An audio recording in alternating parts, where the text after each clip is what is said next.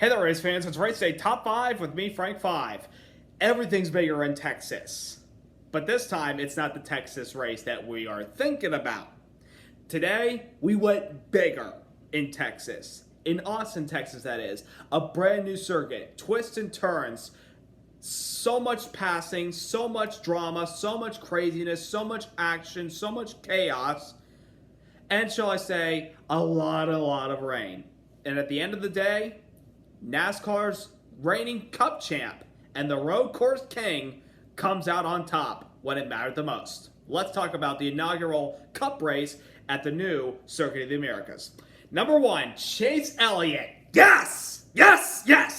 Picks up his first win of the 2021 Cup Series season, winning today's EchoPark Texas Grand Prix at Circuit of the Americas, winning it over his teammate Kyle Larson, Joey Logano, Ross Chastain, and AJ Allmendinger. Chase Elliott, we all know this season probably was going to help him in many ways because a lot of the circuits that we have for the 2021 schedule benefit him because most of them are road courses. Earlier this year, he ran the Daytona road course race and was practically the car to beat until a caution for some shower that really wasn't that hard changed the outcome of the race and forced him to pit, and he never was able to recover from the field after he got spun out late in the race by Denny Hamlin and settled for a 21st place run. This weekend, he came in knowing that most people point to him as the favorite to win, the guy to finally get that first win of the season, because every other Hendrick driver, Kyle Larson, Alex Bowman, William Byron, already had a win, but our reigning Cup champ had yet to have a win, despite 3 back-to-back weeks of top 10 runs, a couple of them being top 5s. Today, he was able to put it all together and pick up his first win of the 2021 season, his 6th win on a road course, and his 12th win overall. So half his wins have been on road courses. Now, Elliott, he wasn't really the best car today. He wasn't dominant. I mean, we had to battle it out today, especially learning with the track conditions, with all the rain that we had today. We just had to play it safe, play it smooth. We weren't the best car in Stage 1. Stage 2, we put ourselves in a position. And by Stage 3, it looked like that Elliott and Kyle Busch were going to be the guys battling it out for the win, while everybody else was on different tire strategies. As the strategies played out, Elliott and Kyle Busch were on the same pit strategy. They pitted together at lap 41 because of the 68-lap race. And then Elliott took the lead from Kyle Busch a couple of laps later and started driving away. Now, there was talks from Kyle Busch that he was 2 laps short. The same was with Chase Elliott because they were on the same fuel strategy. But luckily, Elliott was able to stretch his lead, and then the caution came out late for the excessive amount of rain that was coming down, the heaviest it had rained all race long with the wet weather tires that we had. And then NASCAR brought the cars down pit road and decided to red flag to see if they could dry the track and at least make it not as completely like we're driving in some sort of monsoon. Unfortunately, it wasn't enough. They called the race with 14 laps left in the event. So it was basically 54 of the scheduled 68 laps were completed, and NASCAR called it, and Chase Elliott was declared the winner. I'm very happy. We finally got the monkey off our back. We finally got our first win of the season, though a lot of people will say, oh, it was just a road course race. Nothing dictates how good Chase Elliott's going to be overall with this road course win. Well, a win is a win. And a lot of people on social media have been saying, well, NASCAR stopped the race with the amount of rain just so Chase Elliott could win the race. Well, if we can't get the track back, there's nothing we can do about it. So we have to understand, some of the drivers were okay with the decision. It sounded like most drivers felt like when the track came down, like they lost the track with 14 laps left in the event, they're probably thinking, yeah, it's more than likely we're not going to be able to go back racing. So we can't really just pin it on saying that this race was rigged or everything. There's people going to say that. But in my opinion, NASCAR made the right decision call, and Chase Elliott is officially your winner. And plus, there was talks on the radio a couple of minutes before they made the call to end the race. Bill Elliott, who was spotting for Chase Elliott, that's his daddy, said that the track was most likely gone. And Elliott also said on the radio, don't want to be biased because of course he wanted to win the race, but he's like, it felt like the track was gone. So it was NASCAR's decision. They made the call, and that is the end of it. And Elliott finally has his first win of the season, and I'm sure this won't be the only win he has this year. I feel like we can win again at another road course. The next one will be on 4th of July weekend at Road America, NASCAR's first trip to that facility, so Elliott should be strong there. But I also feel like Elliott's got the speed to win at some of the oval tracks too. He's good at oval tracks. He's good at short tracks. He's been good on the 1.5 miles. They finally found a good result a couple weeks ago at Kansas. Elliott will get more wins this year. just thankful we finally got that one today, and we're locked into the playoffs.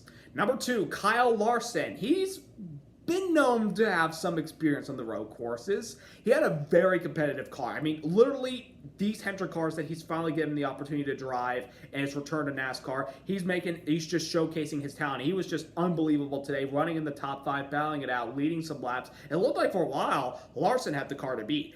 But he fell behind Elliott, and unfortunately, he was never able to get back that big gap that Elliott had over the second place Larson. And of course, the rain called it, but it was a great run and result for the 5 team of Kyle Larson. I'm sure they'll be very competitive by next weekend's race, and one of the longest races that NASCAR has on the schedule. The 5 team, they're still probably the favorites at Hendrick Motorsports right now. Elliott, you could say second best with the win today and the way he's been running lately, or you could say William Byron with all his top 10s. Streak rode today as he finished 11th, but still a great result after he got rear-ended earlier by Matt DiBenedetto. And Alex Bowman's been getting very strong lately, especially after that amazing performance last week at Dover. A top 10 run for him. The Hendrick cars definitely have got the rhythm back. They've got that, shall we say, we got that late 2000s, early 2010s rhythm back for Hendrick. That's something we've been lacking since 2014, whereas the last time all the Hendrick cars won a NASCAR race in general and all make the playoffs. There have been times the last couple years where all the Hendrick cars make the playoffs, but not all of them won a race. This year, we're finally getting that, and it just feels great to see all the Hendrick cars running well and being competitive all day long. Number 3, your typical road course aces showed up today, not just in Chase Elliott and Joey Logano and Kyle Busch, but other guys too. First of all, Ross Chastain, I've never known him to be a good road course racer, but what a performance he put on today. He just made some moves out there and just going off the track and making some moves on the outside, making moves on the inside. He was just unbelievable today. He was just phenomenal all around, just showcasing how much talent that he has. I mean, he's definitely gotten better result-wise lately because they started out the year slow despite a top 10 in the Daytona 500. They've definitely been running well lately. And Ross Chastain seems like he's getting that groove together. He could point his way into the playoffs possibly. AJ Allmendinger driving for Colleague Racing, a team that's going to run full-time next year, running a part-time season mostly on the road courses or super speedways. A solid performance today because you're going to get that from AJ Allmendinger. I mean, the guy's a freaking road course ace for crying out loud. Michael McDowell, our Daytona 500 winner, he's known for being a road course ace. He came away with the top 10 today. Chase Briscoe, he won the Roval for the Xfinity Series in 2018. He picked up his first career Cup top 10 today with a 6th-place run. Bravo, Briscoe.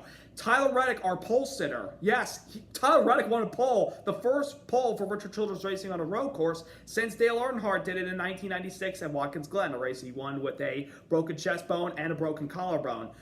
Reddick wasn't great at the start, but he was able to stay in the top 10 for the majority of the race and ended up with a 9th-place run. Austin Cindric, also another phenomenal road course racer in a 4th Penske entry this weekend, was really dominant in the first stage. It looked like he was going to run away with the thing. Then the tires began to bite him, and he started struggling late in the go. I mean, the first couple laps of that Cup race today, as the rain began to come down harder, he stayed out on the slick tires. That's impressive for this guy. I mean, he knows his road course racing. He's been road course racing all around the world. Cindric wheeled it today. I mean, a lot of road course aces were up there battling it out all day long, and that's what we want to see. We want to see road course racers that have the experience, but we also want to see other guys up there that want to prove that they can do it on the road courses, and we got a lot of that today. Number 4, a lot of chaos out there. Boy. Turns 1, 11, 12, and turn 20.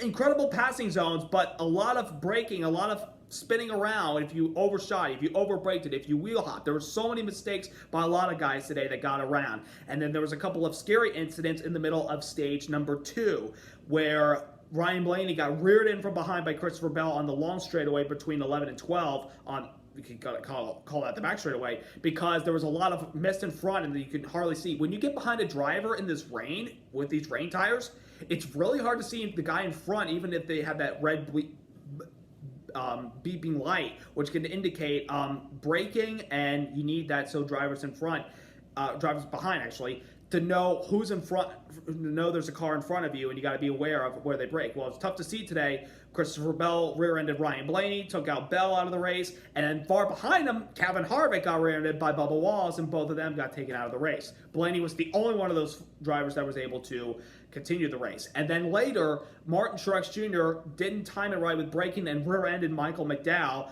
and then he got rear-ended like bam, by Cole Custer. And thankfully nobody was hurt, but that was a scary incident that had to force NASCAR to bring out the red flag and send the jet dryers to work on that back straightaway area so they could try to make it a little less damp for the drivers to run on if they, run behind a guy in front. Kevin Harvick was very vocal saying NASCAR shouldn't have raced in the rain. Well, I don't blame Harvick for his comments, but I mean, what are we going to do? I mean, postpone the race to the next day? I mean, we had a full attendance basically today, and we had to put on a show. And it was going to rain anyways tomorrow, so nothing really, it's not in your control. You just gotta have to go with it. So I understand his frustration, but at the same time, we want to put on a show for the fans. We hadn't run in the rain in a full race, literally ever in Cup. We did run part of last year's Roval race in the rain, but then it began to dry up and the sun came out. So again, not much in your control to handle situations like that. You just gotta man up and move on. That's all you gotta do. And number 5, the racing in the rain today and the racing in general. I thought it was great. In my opinion, I thought the passing, there was a lot of passing on some of the exits in the corners today. And there were some of the straights, some of the S's, some of the sections in 12, 13, 14, 15, 16, 17, 18, 19, 20. There was a lot of passing today, especially on this wet weather surface that we ran and with the wet weather tread tires we ran. There was a lot of passing opportunities today. Guys could run different lanes. You got to make sure you timed it right and you didn't mess it up. You didn't mess up a corner. I mean, guys would get together. But all in all, I thought the racing today in general, for the first time at COTA, even in the rainy conditions, was fun. It was entertaining. It may have been sloppy, but we want a little excitement. We want a little bit of fun. We want a little bit of action. We don't want a typical road course race where it's like, oh, one man follows another man and he sometimes can hardly pass me. Road course racing, though, over the years has gotten much more entertaining, much more fun to watch. The Daytona Road Course, for example, the true races we've had there, they've been fun to watch. The Roval, unpredictable. It's so much fun. Watkins Glen's a great road course. Sonoma, we got to get that groove back that it had in the early 2000s, late 90s. And we got 2 more road courses that we're going to later this year. We're going to Road America, as I mentioned, and we're going to the Indianapolis Road Course. We're not running the full oval this year. Road courses have become a lot fun, much more fun over the last couple of years. And today we saw that with a brand new circuit. And we had practice this weekend, which was all in the rain. And in qualifying today, which wasn't in the rain, surprisingly. But I thought overall, the racing in general this weekend at COTA for Cup, Xfinity, and the trucks, I thought it was a lot of fun. There's a lot of things we can learn about this circuit the next time we come back next year, which I believe we will. The one thing I think that NASCAR does need to consider, though, is picking a day in the state of Texas where it hardly rains, because that's what a lot of people are going to, say that maybe the race today wasn't so great because they ran in the rain, which they should never do. I mean, it was an experiment kind of ways, but NASCAR should strongly consider maybe moving the race earlier in the springtime because it is May and the rain comes. Probably shouldn't do it during the summer because it gets really hot in Texas, number 1. Number 2, there's a possibility for thunderstorms. Number 3, possibility of tornadoes, and we don't want that. So probably best not to do it in the summer. If we did it in the fall, as long as it doesn't conflict with Formula One's race in October, I think that's fine. But I think COTA definitely shows it belongs here as kind of an unpredictable race, one of our new wildcard tracks we go to. So I say COTA, give a thumbs up. We had good racing, good action all weekend long. I enjoyed it so much, not just because my guy won, but in general, I thought it was just great. I thought it was great. And I look forward to the next time we come back here next year. So that'll do it for the race recap from the inaugural Cup race at Circuit of the Americas. Next weekend, it is NASCAR's longest night, one of the most prestigious races on the schedule, the Coca-Cola 600, the race where we honor those that we have lost and served in our military, fighting for this country, giving us our freedom and our rights. That'll watch 40 cars battle it out with those fallen soldiers on their banners, trying to get the Coca-Cola 600 trophy in NASCAR's longest night, 400 laps, 600 miles. Oh, and by the way, ladies and gentlemen, it's the first NASCAR race since we've gotten back into the swing of things since the pandemic that'll be a full capacity race for the Coke 600.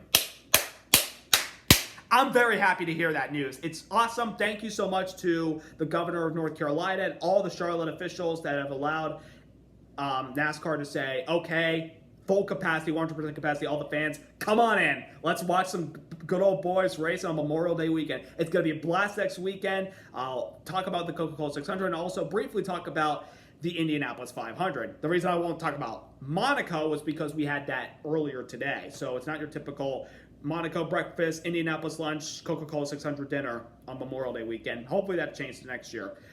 Just to quickly mention on the Monaco Grand Prix, Max Verstappen for Red Bull won the race today over Ferrari's Carlos Sainz and McLaren's Lando Norris, while point leader now, second place man in the championship, my guy Lewis Hamilton settled for 7th place, just didn't have the pace this weekend, and it's really a track where you can't pass, and Lewis even said changes need to be made if we want to make racing in Monaco a lot of fun. It's one of the most prestigious tracks, but we do need to improve the passing zones there. So that's all I have to say about the Monaco GP, and that's all I have to say about today's race at COTA. So I hope you guys enjoyed COTA. I encourage everybody to vocalize what they felt like about this race. And then we'll move on to next weekend for the Coca-Cola 600. So subscribe, like, congrats to Chase Elliott in the playoffs, baby. Let's go get our second title. Until then, have a great night.